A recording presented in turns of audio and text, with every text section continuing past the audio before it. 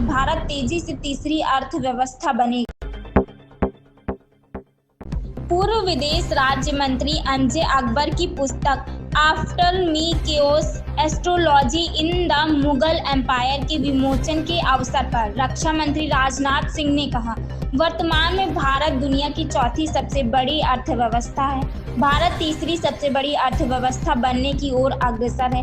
यदि आप कुछ दक्षिण एशियाई देशों पर नजर डालें तो आपको एहसास होगा कि भारत कितना स्थिर है। पाकिस्तान की वर्तमान स्थिति को देखते हुए केवल इस पर ही जानता है कि उसका भविष्य क्या होगा। मैं भविष्य के बारे में बात नहीं करना चाहता। साथियों, वर्तमान में भारत दुनिया की चौथी सबसे बड़ी अर्थव्यवस्था है।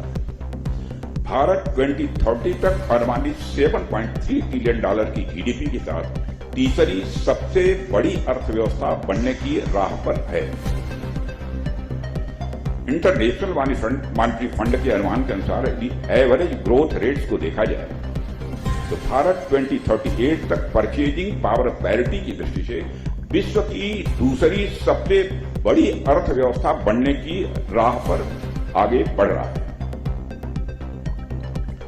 एमजे अकबर साहब ने एक जगह लिखा है, you may recognize the present without the knowledge of the past but you can not understand it.